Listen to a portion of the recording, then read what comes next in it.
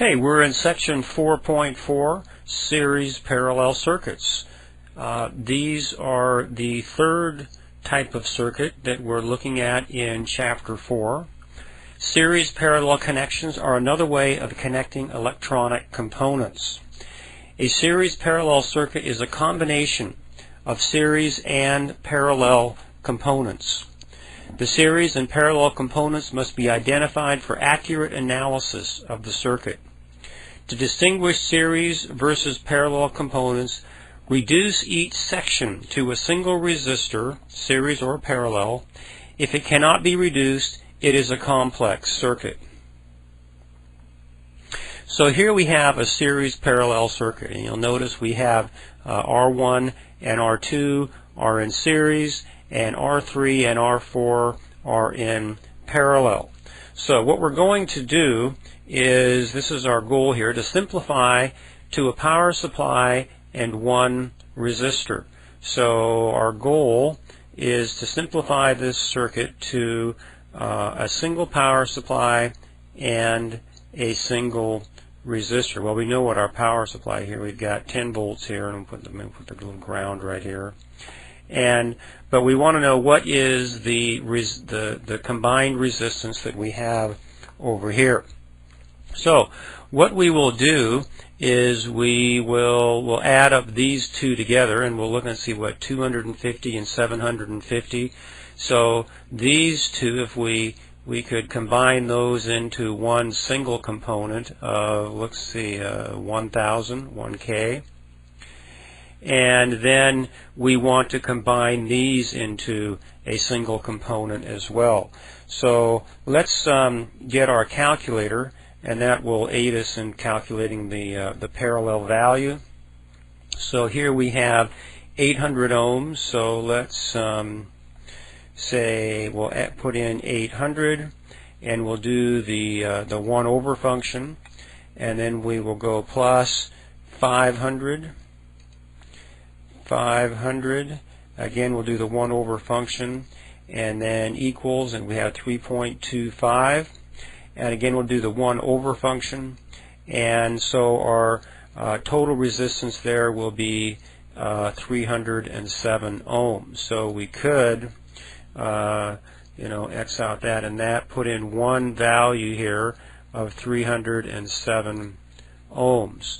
And so our total resistance, here we could say 1,307 ohms. So that would be our simplified values for this particular circuit. And what we did is we simplified this to a power supply and one resistance.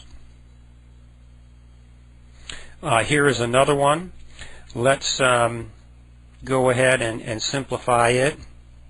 We'll note that we have these two components are in series, but these three are in parallel. So again, let's get our calculator, and let's calculate the parallel resistance.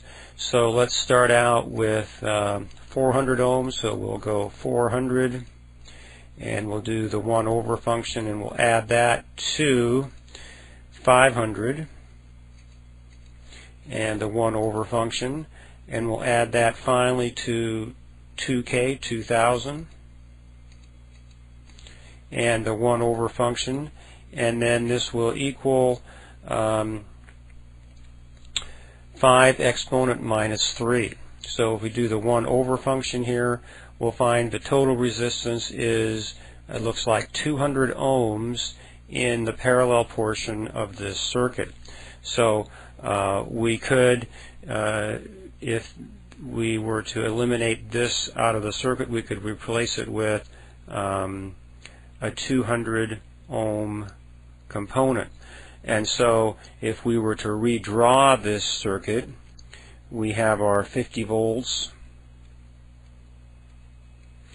and we want to reduce this to a single component. Well, now we have three components that are in series, or we have 200, 200, or 400, 500 ohms.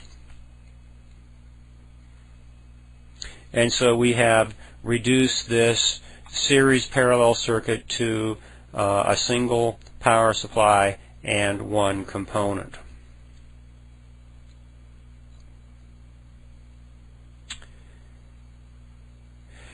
And then we have, this is also in this section, and we don't have any component values in here, but I do want to talk about this, and I've subtitled this, what is this?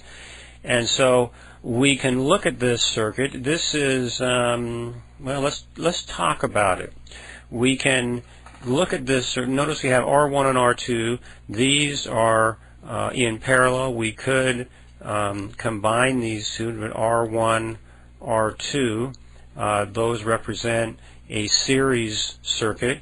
And down here, R9, R10, we could combine those into an R9, R10. That would be, we could do a parallel value here.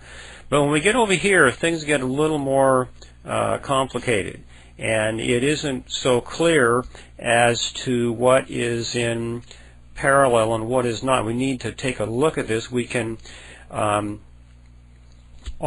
and R7, they seem to be in series, but then R6 is connected in here in a funny way. R6 is not in series with this, and it's not in parallel either.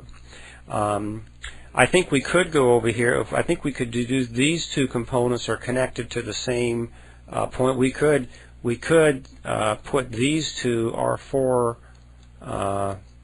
R5 into a parallel relationship.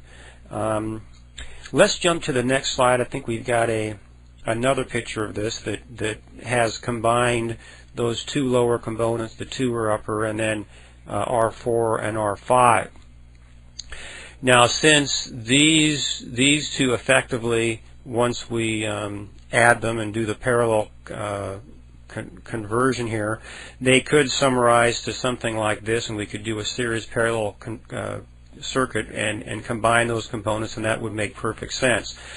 And over here, we could combine R4 and R5, but still R6 kind of falls out of it's not in series and it's not in parallel. And what we call this is what we refer to as a complex circuit. It is neither series nor is it parallel. We will well, we won't look at this in this particular course. If you take advanced courses, we will go in and analyze what a circuit such as this. This is typically, this particular circuit is referred to as a Wheatstone bridge. But we will not be doing calculation for this. But you do need to be able to identify what is a complex circuit. We will deal with series, we'll deal with parallel, we'll deal with series parallel. We will not deal, or we will not do calculations for the complex circuits. Okay, so in this particular, this was a rather short lesson. We looked at the series parallel circuits, and we played with simplifying them. Now, when you go into your text, there's quite a few examples addressing this, and you will need to work through these, and there's quite a few problems to be solved in this section. So it went quite quickly as a presentation, but there's I want you to get familiar with doing these kind of calculations, and so it's one thing to see someone else do it, it's another thing to do it yourself. So make sure that you are fluent in doing the kind of thing we did in this circuit, in calculating series to series parallel circuits and simplifying them to a single power supply and a single resistor.